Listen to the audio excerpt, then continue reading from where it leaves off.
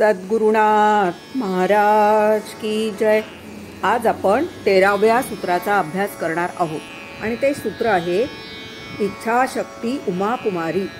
परमपूज्य स्वामी उमानंद सरस्वती ताई सांगतायत की ज्याला विस्मयकारक योग भूमिका प्राप्त झाल्यात त्या योग्याची इच्छा किंवा विल पॉवर कशी असते तर इच्छाशक्ती उमा कुमारी।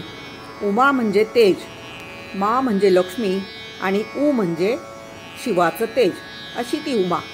पुन्हा ती कुमारी अविवाहित आहे, म्हणजेच भोग्य नाही, तिचा भोग कोणी घेऊ शकत नाही। शिवाशी संयोग झालेला योगी म्हणजेच गुरु, त्याची इच्छाशक्ती पूर्ण स्वतंत्र असते, त्याच्यात काहीही निर्माण करण्याचं पूर्ण स्वातंत्र्य असतं आणि त्यासाठी त्याला बाह्य अवडंबर म्हणजेच कोणतंही मटेरियल लागत नाही।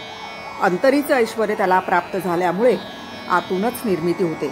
कुंभाराला जसं मडकी घडवायला माती, पाणी, चाक इत्यादी लागतं तसं त्याला लागत नाही, असं ताई सांगतात। इच्छाशक्तीचं स्वातंत्र्य जिथे आहे तिथे रडकेपणा किंवा दुबळेपणा नाही। जिथे निर्मितीचं पूर्ण स्वातंत्र्य आहे तिथे ज्ञानशक्ती आणि क्रियाशक्ती म्हणजेच ज्ञातृत्व आणि कर्तृत्व आहेच। परमोच्च भैरव स्थितीला पोचलेल्या योग्याची जी इच्छाशक्ती उमा म्हणजे शिवाची परमस्वातंत्र्य शक्ती असते। गुरु शिव आहे आणि शक्ती पण आहे, म्हणून गुरुची जी इच्छा असेल तसं होणारच। ही शक्ती कुमारी असते म्हणजे विश्व व्यक्त करण्याची लीला ती करते, तसंच विश्वाचा लय पण ती करते, विश्व आपल्यात सामावून पण घेते। शिवाची गुरुची जी पंचकृत्य आहे उत्पत्ती, स्थिती, लय, निग्रह, अनुग्रह ही सर्व त्या शक्तीच्या साहाय्याने होत असतात। तर उ म्हणजे माया, माया विविधतेने नटलेलं विश्व निर्माण करून भेदबुद्धी निर्माण करते आणि मारी म्हणजे मायेचा नाश करणारी, भेदभाव नष्ट करणारी। ज्यांच्यावर गुरुकृपा झाली अशांना तीच भेदभाव नष्ट करून शिवाकडे घेऊन जाते। जे अज्ञानी आहेत त्यांना संसारात घोटाळत ठेवायचं, बुडवून ठेवायचं, शिवाला झाकून ठेवायचं आणि जे ज्ञानी गुरुकृपांकित झाले त्यांचं माया संतरण करायचं, शिवाकडे घेऊन जायचं, असं दोन्ही ती करते। कुमारी उमा ही आसक्तीरहित असते, निसंग असते, ती शिवाची शक्ती आहे। शिव आणि गुरु एकच, मग या खुणा त्या योग्याच्या किंवा गुरुच्या बाबतीत सुद्धा दिसल्या पाहिजेत। ती सदैव शिवाच्या भक्तीत रममान असते। मग जो योगी सहस्रारापर्यंत गेलाय, शिवस्वरूप झालाय, त्याची इच्छा ही अशीच असते। त्याची इच्छा काय? मला शिव भेटला पाहिजे, शिव भेटला की सगळं आपोआप होईल, म्हणून त्याची इच्छा स्थूल भुकडी नसते, त्याची इच्छा पराशक्ती असते। शिवशक्तीशी त्याचं समावेशन झालेलं असेल तर कोण येणार त्याच्या इच्छेच्या आड? हे सूत्र म्हणतं की योग्याची इच्छाशक्ती उमा ही परमेश्वराचीच इच्छाशक्ती आहे। ती परमेश्वराहून शिवाहून वेगळी नाही। शिवानीच तिला सांगितलंय की विश्व निर्माण कर, मग ती अनुकूल असली तर सर्व विश्व अनुकूल होणारच। शिव आहे तिथे शक्ती असणारच। जसं सूर्य आणि सूर्याची किरणं, अग्नी आणि उष्णता हा जसा संबंध आहे तसंच हे ईश्वर आणि ईश्वरी, शिव आणि शक्ती संबंध। विश्वाचा आधार ही परमशक्ती आहे। ती शक्ती कोणात आविष्कारित झाली आहे तर गुरुमध्ये, म्हणून आपण गुरुची उपासना करायची असं ताई सांगतात। स्पंदकारिका सांगते की माणसाची इच्छा स्वतंत्रपणे काही करू शकत नाही, म्हणून गुरुला शरण गेलंच पाहिजे। गुरु रक्षती पार्वती। ती इच्छाशक्ती आपल्यात क्रियान्वित होईल तेव्हा आपली क्रियाशक्ती आणि ज्ञानशक्ती सबल होतील, नाहीतर कितीही हमाली केली, कितीही श्रम केले, कितीही घाम घालला तरी काही अर्थ नाही।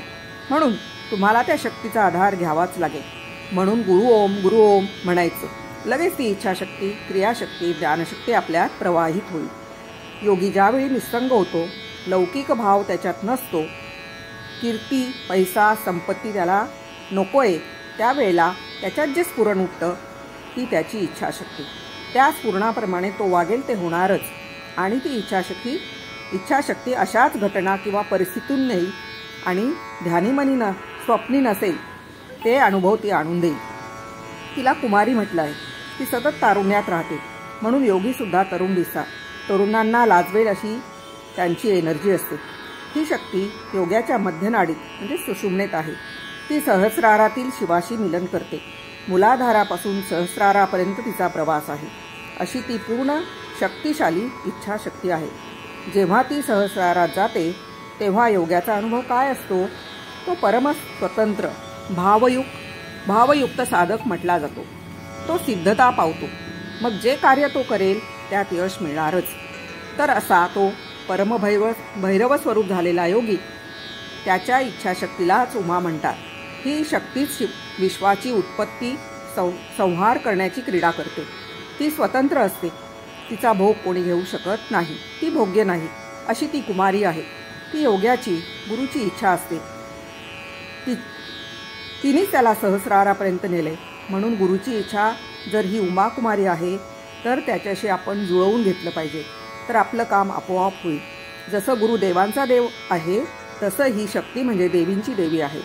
ही शक्ती लोकांना भावित करणारी, लोकांमध्ये भाव निर्माण करणारी, लोकांचं मन आकर्षित करणारी कुमारी आहे. योग्याला ही शक्ती प्राप्त झालेली असते किंवा त्याच्यातून ती शक्ती आविष्कारित होते. योग्याकडे लोक आकर्षित होतात. पण जे लोभी आहेत त्यांच्यातून ही शक्ती प्रकट होत नाही. काय आड येतं? तर लोभ, वैयक्तिक जीवन. म्हणून आपल्यातून ही शक्ती प्रकट व्हावी असे वाटत असेल तर लोभ नसला पाहिजे. पण जिथे आत्मबल आहे अशा पुरुषांमध्ये ती प्रकट होते. सद्गुरुनाथ महाराज की जय. महायोगी स्वामी उमानंद सरस्वती की जय.